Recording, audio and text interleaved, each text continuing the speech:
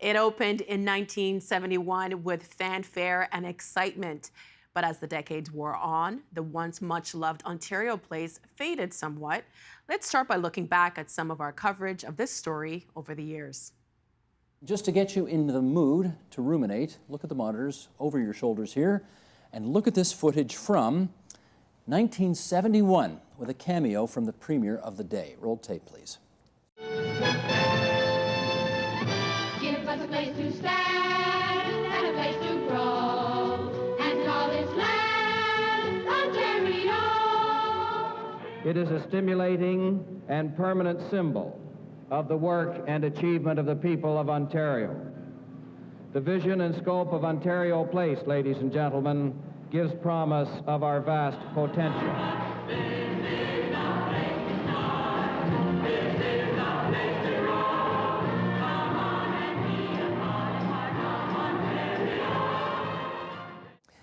That is the gorgeous brand spanking new Ontario Place, which, as we all know today, is in big trouble, in need of a massive facelift, some rethinking, et cetera, et cetera. Peter, those pictures, what'd you think? Well, I mean, I think it's worth remembering that it was built at a time of serious expo envy. We just looked to the Centennial in Montreal. Ontario thought, well, we need some of that, and they had some prime waterfront land in which they could develop it. But I also think it's worth remembering exactly what Ontario Place was for. It was never intended to be a water park or even a concert venue. It was built as a permanent showcase to advancements on Ontario society, things about industry and science and home life and culture. And just that way of thinking about Ontario society as a project that actually required some sort of permanent installation to give us a kind of a window onto ourselves. I think that's probably even more dramatic than the geodesic domes and everything else that was ultimately built. Both the minister responsible for this now, Michael Tobolo, and Jim Janu, who is the new head of Ontario Place, the new board chair, they have used words like disgraceful or shameful to describe the current condition of Ontario Place. Would you share that view? Well, I've had an opportunity to spend a lot of time at Ontario Place just by virtue of our close proximity. And it is clear that the government has not been able to invest in the infrastructure. And so there is some decline in the site. However, I don't think that that is a reason to write off the entire site. I think that there are things that can be done quite easily and quickly to improve the experience and really try to get the Ontario Place site back up to what it once was. Joe, disgraceful and shameful in your view? Well, I think we need to dispel some untruths here, or mistruths. Last year, Ontario Place had 1.4 million visitors. So Trillium Park, which Suzanne talked about, that was a $30 million investment by the previous government to create Trillium Park. The Cinesphere, it's been completely revitalized. In fact, the producer of your show here saw Purple Rain there this past Friday night. And so I have to tell you, this notion that Ontario Place is disgraceful and disgusting, 1.4 million Ontarians, about the same number of people who go to the CN Tower every year, might disagree. Now, that doesn't mean it's not perfect and set up for an upgrade and a revitalization. And so then it's a question of what's your vision? And so for those of us who believe in building an Ontario Place for all Ontarians, the vision has to start with accessibility and the waterfront. You want to build a dynamic waterfront destination. But if your interest here is simply leasing it off to the highest bidder, which I think the expressions of interest might result in, that's where we could end up seeing something truly disgraceful, like a mega mall or a casino or something of that sort. I want to say something here, very provocative, just to get you going. And I'll play devil's advocate, and that is this.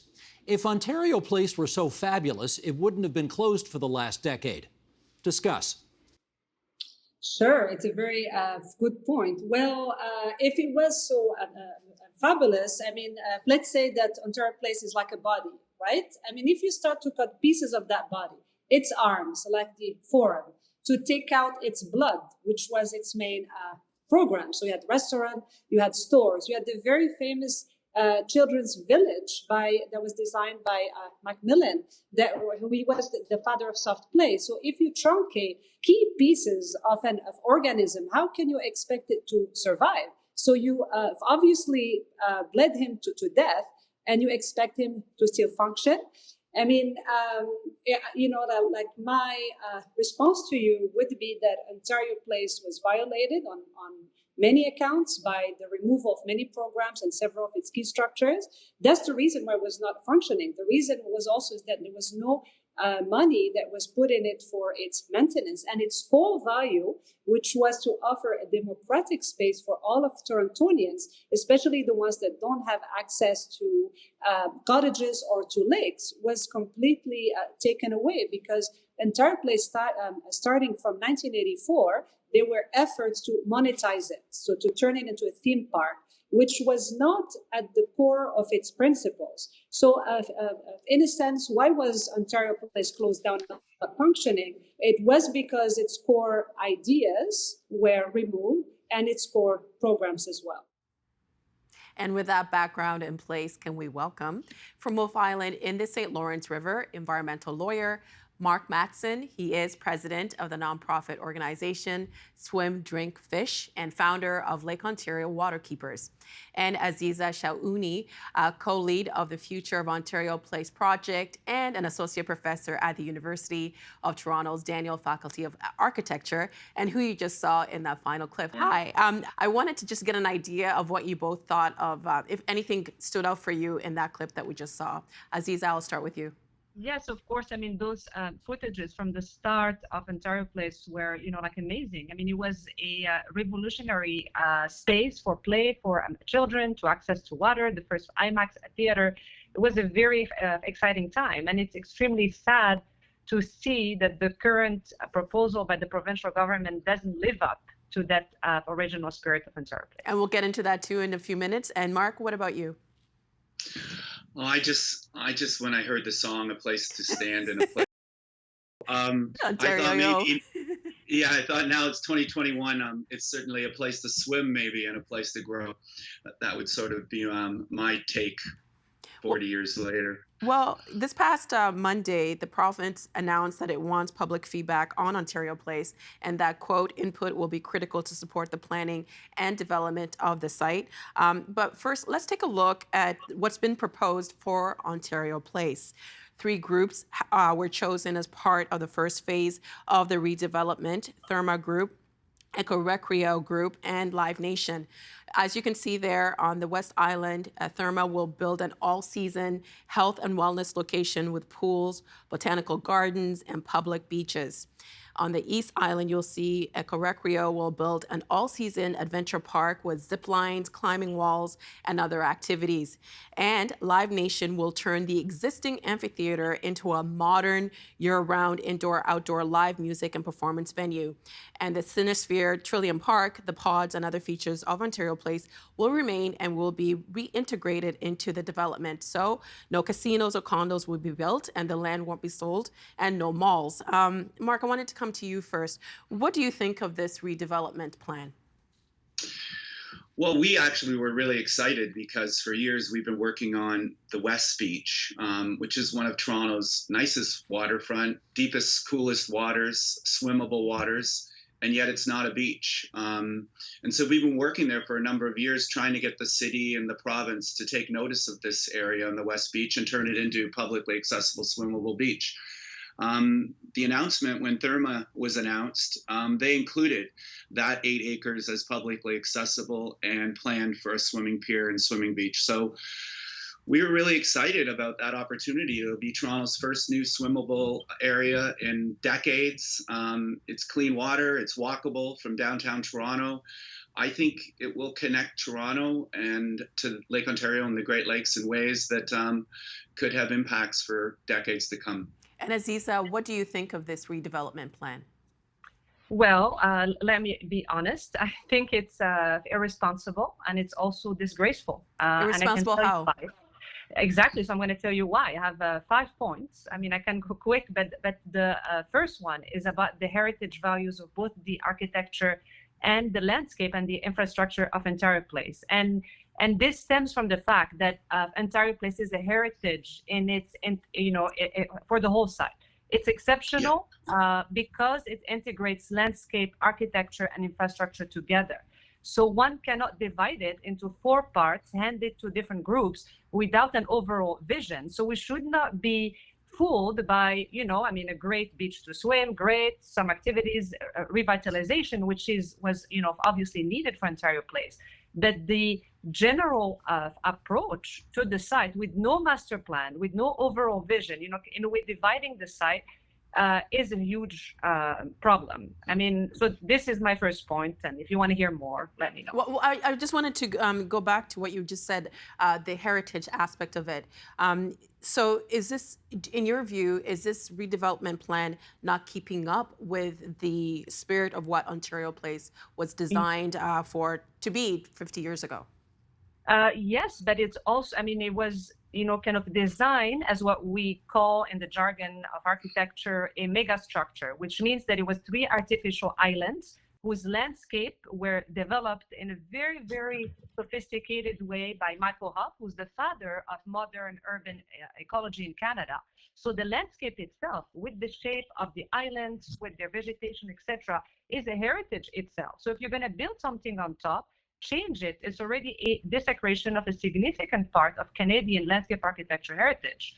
And I think that to state that we're going to keep just the pots and the Cinesphere, it's truly, like an illusion, because you're just keeping few things to legitimize the overall scheme, where one should have really approach Ontario Place as an entire system composed of islands, landscape, buildings, but also infrastructure, the bridges that connect each island to each other.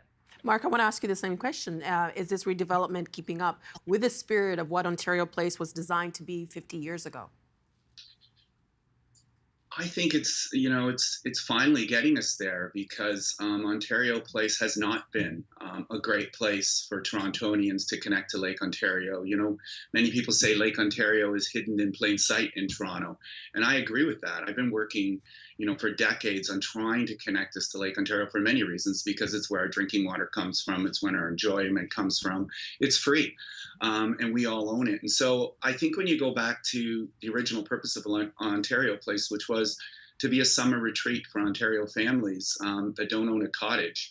Anyone who has a cottage knows that there's usually a dock, and you can go jump off the dock into the water for free. And you can begin that love affair, that journey with the Great Lakes and with Lake Ontario. So just to think that Toronto could have a place like that. The islands are like that, but it's a long way away. To go for a run from downtown Toronto, to go out to Ontario Place, and to actually go swimming and go back to work. I mean, this is revolutionary. So I think it is accomplishing for Torontonians who don't have cottages, who live in the West End or the East End, or those tourists who come to town and can't afford some of the more expensive activities. This is going to be the most popular place in Toronto. It will be more popular than the CN Tower and the Ripley's Believe It or Not Museum put together. So, and one more thing, I don't think we're done yet. I think, Aziza and the groups I have so much respect for, and they fought so hard over the years, and the architectural heritage and the no casinos and no condos. We've made huge strides.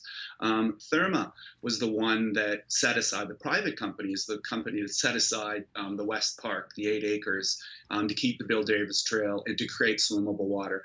But the province and the city still need to work with Therma to make that happen. And so there's a lot of work that still needs to do to live up to that original promise of Ontario Place being accessible and to the Great Lakes, and connecting us to the Great Lakes in a meaningful way again. I should add that I don't think it's just for Torontonians, because I grew up in London, Ontario, and as refugees, we used to come to Ontario Place, and that was our summer vacation. But Aziza, you wanted to add something? Yes, of course. I mean, I think that I would like to totally disagree with Mark, because we're not speaking about the elephant in the room here. It's about the gigantic structure that term is proposing, which is an indoor water park. So if you can tell me if any lake in Ontario where one would go to and jump off a deck and swim would have right behind you a gigantic, probably 5 to 6 story high glass enclosed water park right behind you. So I would like to defer, and I have a different opinion, that this is not actually a very I would say, democratic access to water or the lake. I mean, you're looking right behind you at visitors swimming inside this gigantic water park that you might not be able to afford. This, for me, would not be a pleasant experience whatsoever. Ontario Place was designed to be a natural environment that would reflect different, environment by lakes in the rest of Ontario. And the current proposal is completely desecrating, like that idea. So even though it's bringing what like a benefit, it's doing so by creating 10 other problems. And I won't even get into the issues that an gigantic indoor water park is doing. This is not best practice whatsoever in any forward-thinking city today in the time of pandemic. Creating a gigantically enclosed water park. I mean, how is this sanitary? And yeah. I want to give Mark a chance to respond, but when you were talking about the costs, from what I've read, I think the proposed entrance is $40 for adults and free for children under 3. But Mark, did you want to respond to what Aziza just said? Well, just to add what you said too, Nam. I grew up in Kitchener, and so we had to take our weekly, summer holidays in Toronto. And by the time we paid for parking, usually we had no money for the rides at the X or any of the restaurants, et cetera. We had 7 kids in the family, so the idea that we could have gone across to Ontario Place and gone swimming like at a Gord Edgar Downey Pier, which they build in Kingston, into Lake Ontario for free would have been amazing. And again, I just cannot underscore, working as an environmental lawyer for 30 years, that connection to the Lake Ontario, that western end where it's so wild and so incredible, the water and the wind, and year-round beautiful. I'm telling you, will be the most popular place in Toronto. In terms of the swimming pools and the Health and Wellness Center, Therme isn't talking about I know everyone wants to, and it might be ideological, it might just be pejorative, but people want to undermine Therme from, it's a theme park.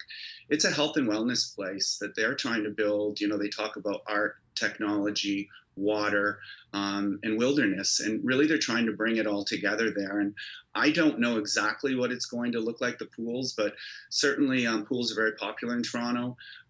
Access to swimmable water is really important. It's a great sport. It's a great activity. People who stay at home and can't go south to the Caribbean in the winter, it's a very exciting opportunity to get down to Lake Ontario, to look out over the lake, see the weather, the water, the wilderness, and also just enjoy yourself. I don't have anything against it. It's not, maybe what I would have chosen in terms of, over the music. I like the music as well, and I love Therma's emphasis on art and protecting the heritage and the property. I'm more excited about the swimming pier than I am about the swimming pools, but I know to each their own, and I think Torontonians will go there as they go to these Therma health and wellness spas elsewhere in the world. Toronto's a world-class city, and certainly this is a world-class proposal, and I think it's really going to be popular, as I said before. I want to move on because I want to get a few more questions in, and we're running out of time. Aziza, what would you have liked to see instead of what's been proposed? Well, for once, is maybe to have simply kept the space as it is. I mean, it's already receiving 1.4 million people. It's as popular at the CN Tower. So, Mark, it is already as popular at the CN Tower.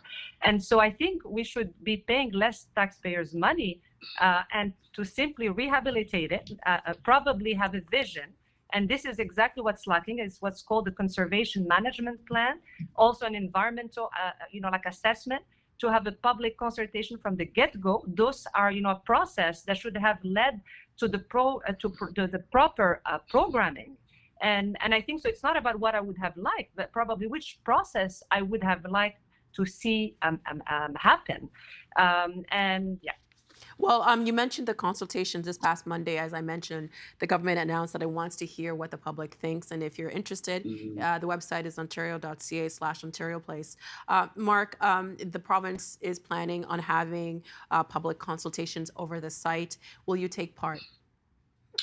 Oh, we'll be front and center. I mean, as I said, the Ontario Place is not swimmable. It is not a beach. You can go swimming there at your own risk, but there has been no effort made until this proposal came to actually turn this into swimmable access. And there are hundreds of people over the last few years, including our group, encouraging people to go out there and do swimming, because to show the city and the province that we want this place to be swimmable.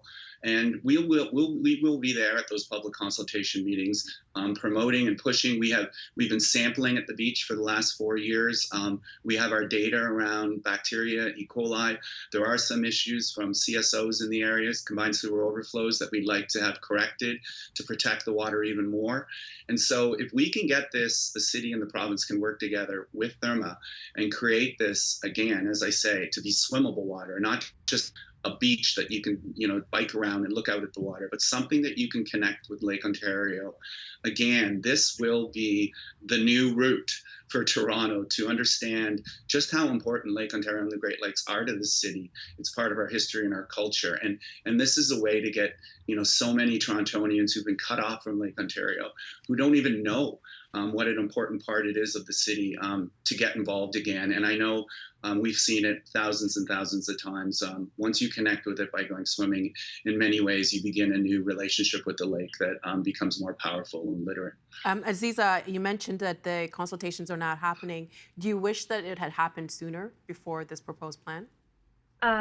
Yes, I mean, for sure. I mean, best practice is to start a consultation at the very beginning of the process. I mean, this question of consultation happening at this point reminds me of the 19th century Europe and Napoleon III, who invented what we call today autocracy by a plebiscite. And this was simply to make decisions and then to ask the public to give their opinion. This is exactly what Ford is doing today. He already decided what the plan is for Ontario Place, what the program is going to be for Ontario Place. And it's simply asking us to say, or for the public to say, if they like this or that, if they like, this feature, but there is no chance whatsoever for any alternative. So this, for me, this public consultation is simply used to legitimize the existing scheme. Because Premier Ford is not here to defend his position, I'm thinking that he would probably say that this is an opportunity for the province to have a place, like Mark said, where people can have access to the waterfront. Living in Toronto, a lot of people don't have access to parks.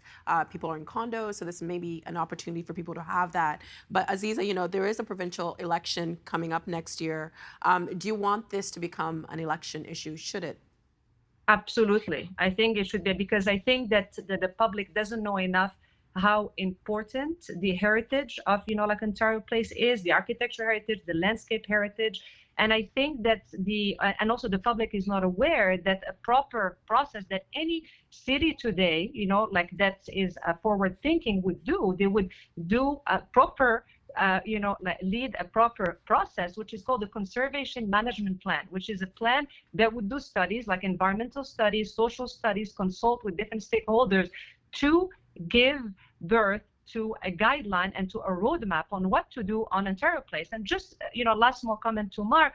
Mark, I think that one could make, Ontario Place a place to swim, like with decks and so forth, without compromising its core heritage values. And this is really what I feel very strongly about, is that we cannot justify, like the demolition of an architectural landscape masterpiece. And Canada has such a short history, and the little, landmarks that it has, they're going to be compromised, in this case, Ontario Place. Mark, do you want to respond? Well, I don't see, we're not giving anything up. I know that Aziza and others are going to do a really great job talking about the architectural heritage, and as we move forward, improving what is currently been chosen in terms of those three partners. And again, as I've said, I think all three partners, were chosen from a bigger list of groups, and I'm actually quite happy with what was chosen over some of the alternatives I heard about. But most importantly, I want to see swimmable water off Ontario Place. I've been fighting for it for decades. I've been fighting in Toronto for swimmable water. You know, the best swimmable water is off the beaches, the furthest away from the pipes and the shoreline. We're not going to have swimmable water in the harbor for years, if not decades to come. And yet Ontario Place is this incredible water and wilderness and shoreline. And I want to move forward and get it done in Toronto. I want Torontonians, you know, especially after COVID, where we've all been home and the beaches have been packed. I want to have more access to Lake Ontario. I want to begin to understand all Ontarians when they come to Toronto, you know, during the summer, have an opportunity to connect with Lake Ontario in a real way and to connect with the Great Lakes again, 20% of the world's surface freshwater. So I'm pushing forward with that. I But you can totally still respect happen. everyone else. Well, we only Yeah, have I about totally respect what you're doing. we only have about 40 seconds, and I want to give you both 20 seconds each to just explain to us why is Ontario Place important to you, Aziza? It's important to me because it is a architecture and landscape and cultural Canadian heritage of international value. It's important to me because it is a place that gives already access to the waterfront to all. It doesn't need any other additions. It already received 1.4 million people a year. And Mark, 20 seconds.